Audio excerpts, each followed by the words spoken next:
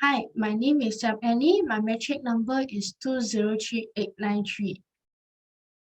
Today, I'm going to present about the industrial development of varnish.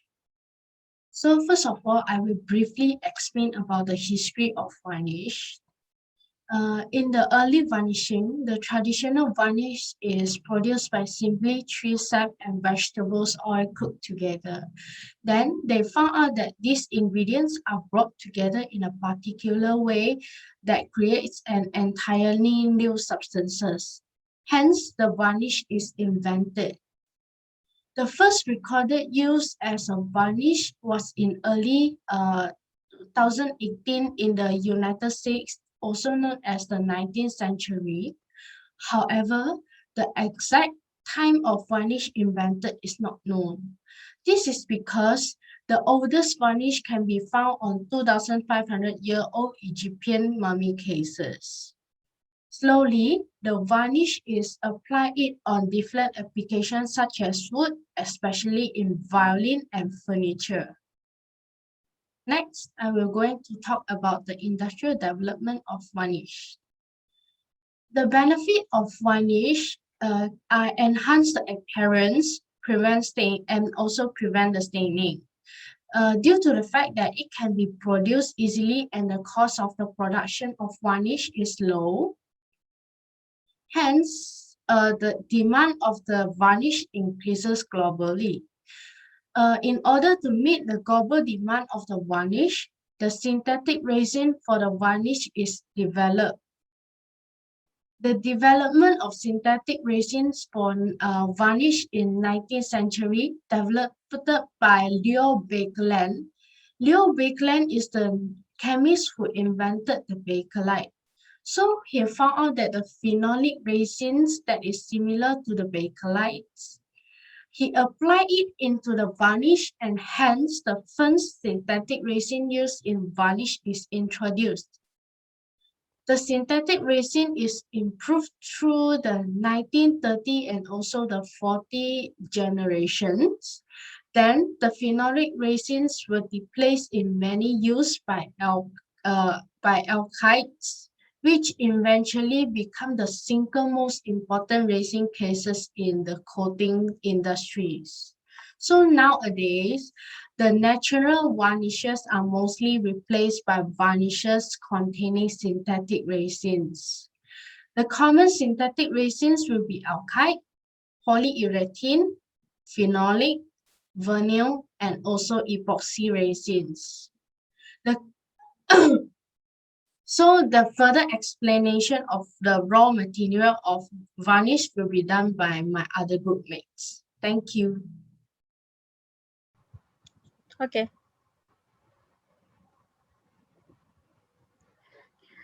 Assalamualaikum and hi. My name is Nurul Zulaika binti Roslan and my metric number is 202916. Okay, I will be continue the presentation about the classification of varnish. So there are 4 classification of varnish, which is oil varnish, spirit varnish, turpentine, and water varnish. So first is oil varnish. Oil varnish is essentially a mixture of drying oil and resin. Drying oil, often nuts oil, will dry to a solid when exposed to oxygen, while the resin can be natural, such as colophony or kauri, or the resin also can be synthetic, which is alkyd and urethane. Oil varnish also use linseed oil as solvent in which hard resins such as amber and copal are dissolved by heating. Oil varnish also can dry slowly but form hard and durable surface. Oil varnish suitable for external wood work and for joinery fitting. So next is the spirit varnish, which is spirit varnish has metallate spirit of wine as a solvent in which soft resin can dissolve. So, for example, is shellac. When the solvent evaporates, the solid are left behind as a thin film. Spirit varnish also can dry quickly, but they are not durable. French polish is a variety of this type of varnish, and spirit varnish is commonly used on furniture. For the next is turpentine varnish, which is they use as a solvent in which soft resin as gum dama and mastic and also rosin dissolve. Turpentine is dry quickly also, but not so durable. It has very strong odor, and it was widely used as a solvent for paint and varnishes, and it also used as a thinner. And the lastly is water varnish. These varnish are formed by dissolving shellacs in hot water using enough quantity of either ammonia, borax, potash, or soda. Mostly used for varnishing wallpapers, maps, pictures, book, jackets, and many others. Water varnish is also dry very quickly and does not affect the color of the surface on which you apply it. So water varnish also easy to clean up and does not pollute. But water varnish is difficult to apply when there is humid weather, and it gives off a dull appearance after application and difficult to remove when it has dried. So that's all from me about the classification of varnish. So I will pass to the next presenter. Next slide. Okay, my name is Nurul Izzah binti Burhanuddin. My metric number is 202257, and I will continue to present about the general properties of varnish. So firstly, varnish is transparent. When varnish is applied to a surface of wood or metals, it will dry and leave a hard and generally transparent coating. And then it is hard. It gives a hard, lustrous, and transparent finish to the surface. So in the preparation of varnish, amounts of oil with respect to resins use affect the applicability of varnish. So less amount of oil but large amount of resins in varnish may result in hard and brittle finish. Next is a protective finish. So varnish can protect the surface. Wood that keep outside normally will expose to big variation of temperature, weather, also exposed to UV ray. Change in humidity also will affect the wood, which result in contraction or expansion of wood. So this will damage the wood and wooden articles. So we can use varnish to protect woods and wooden articles. Next, varnish also combination of drying oil, resins, a thinner or a solvent, which has mentioned by Shazana. And then it also glossy, but it may be designed to produce satin or semi-gloss shins by the addition of setting agents. Next. Okay, but there are some newly developed varnish also reported. So the properties of new developed varnish is abrasion resistant, which is the ability of surface to resist being worn away by rubbing or friction. And then scratch resistant, which is the resistant to repeated rubbing or scratching. And in general, it means the resistant of coating layer against any mechanical friction. And then is moisture resistant, which is the resist absorbing moisture from air or when immersed in water. And then chemical resistant, which is ability to maintain its original properties after exposed to indicated chemical reagent environment. And lastly is hardness. Next slide.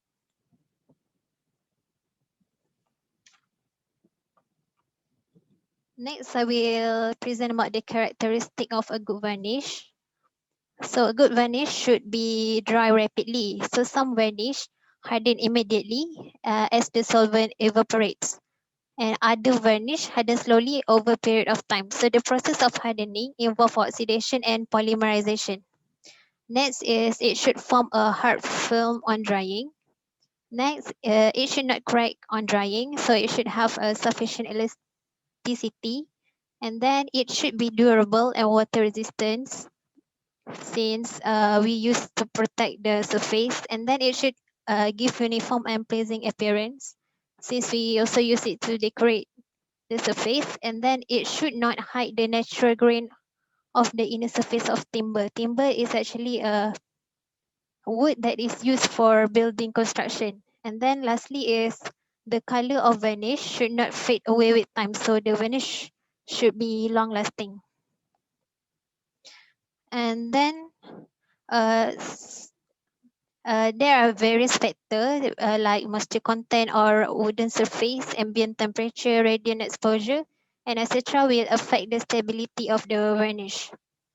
And that's all from me. Thank you.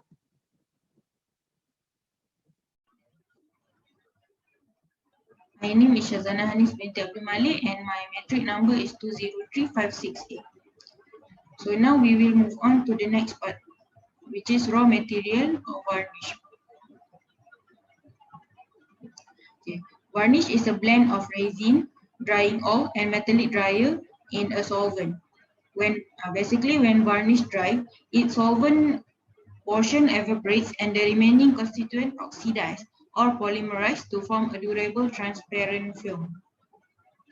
So for resin, it is a naturally occurring organic compound that is sourced from plant or it can be man-made compound.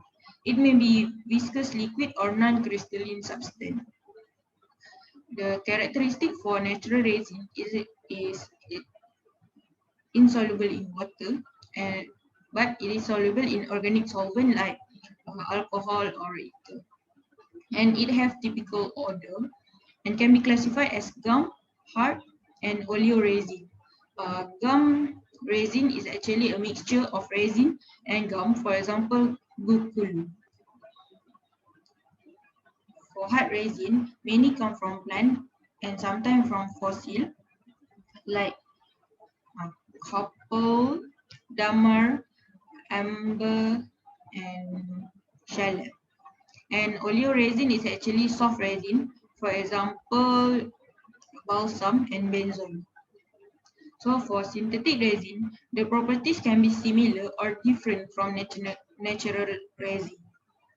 And it can be classified as thermoplastic and thermosetting resin.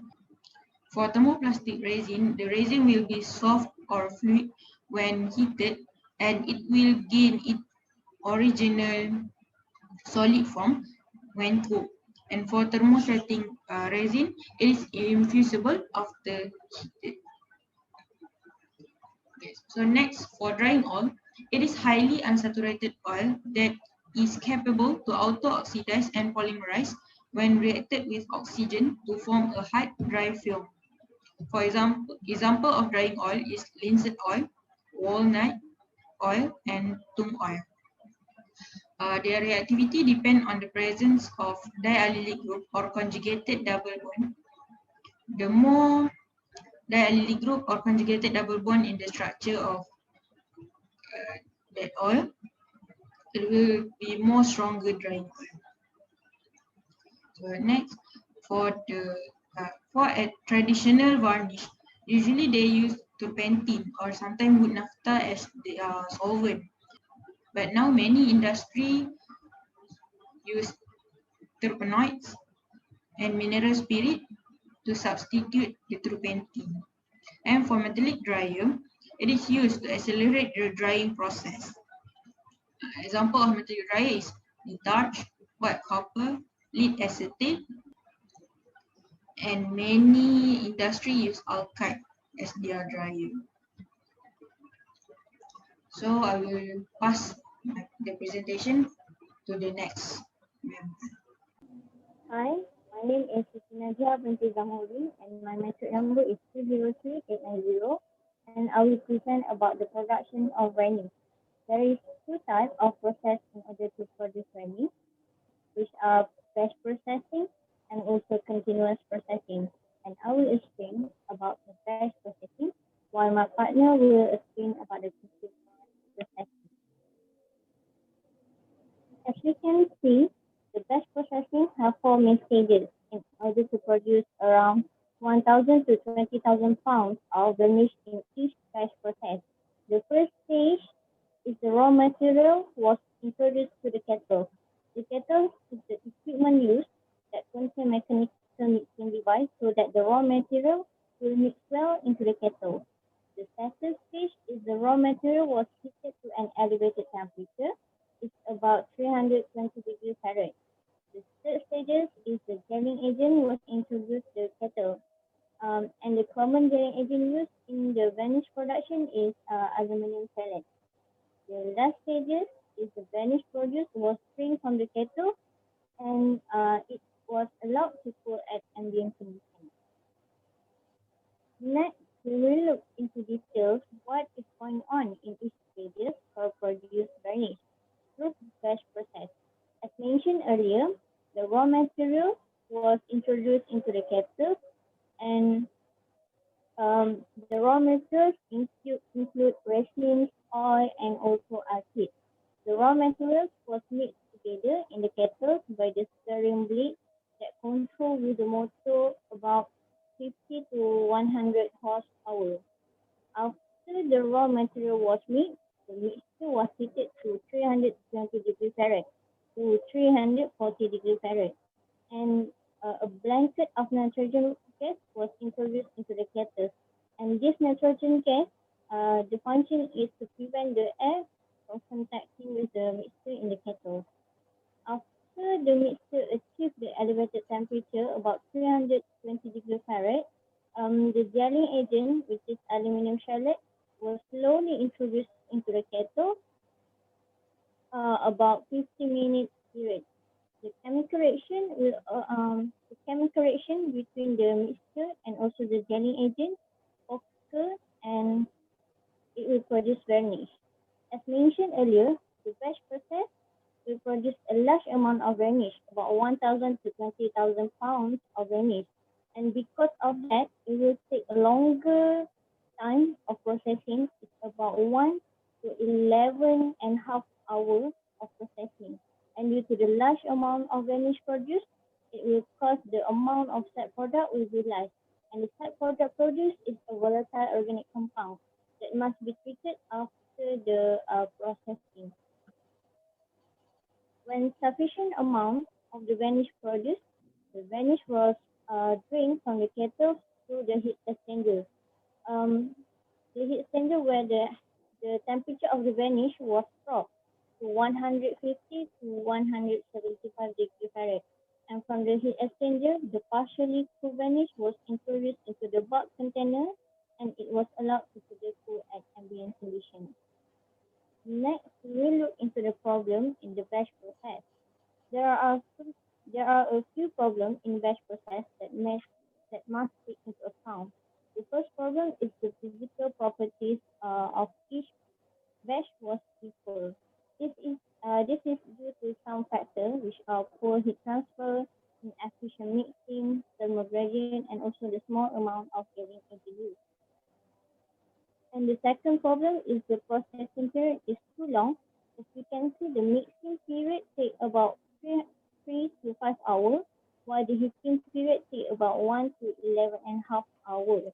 Due to the long period of processing, it will cause the third problem, which is the high expenditure of energy was needed in this type of processing. And the last problem is the type of and the last problem is this type of processing needs the highest cost because it needs to treat the large amount of side product, which is the volatile organic compound. Due to the problem present in the batch process, they will introduce the continuous process that will explain by Mariam. I think that's all from me. Thank you. Okay. Hi, Assalamualaikum. My name is Siti Maizati Mitabrale. My matrix number is 202443. Okay, I will continue the presentation about the continuous processing in varnish production. Okay, as we can see in the stage 1, in the stage 1, continuously reintroducing is resin, oil, and a gelling agent into a mixing zone. While in stage next in the stage 2, heating the resin, oil, and gelling agent to an elevated temperature. Stage 3, mixing the resin, oil, and gelling agent for a period sufficient to produce varnish. And the lastly is stage 4, which is continuously withdrawing the varnish from the mixing zone. As we can see at this process, the batch and continuous processing to produce varnish production is similar, but the difference of continuous and batch is the equipment used in producing varnish, such as heat exchanger. Uh, Heat exchanger used in batch processing is different from continuous processing. Next slide. Okay, for your information, continuous processing is more better than batch processing. So there are the advantage using continuous processing than batch processing, which is for the first advantage is the invention is suitable for producing varnish with less energy expenditure than in large batch processes.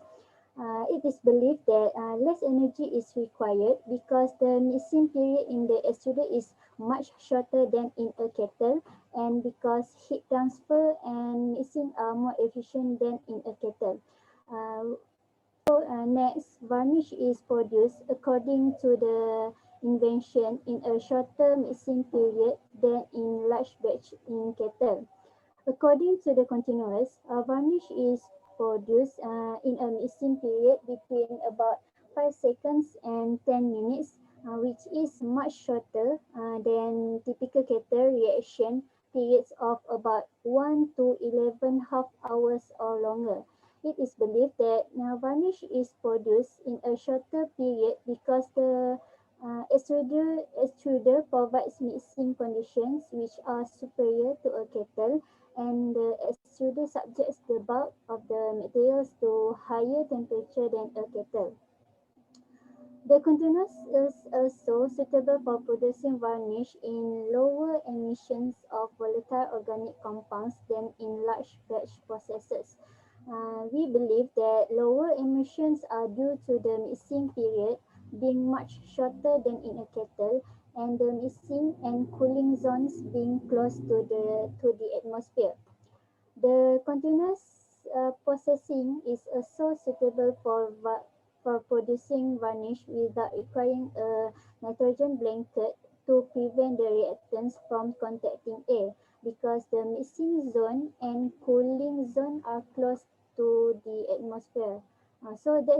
That is why continuous processing are much more better than batch processing.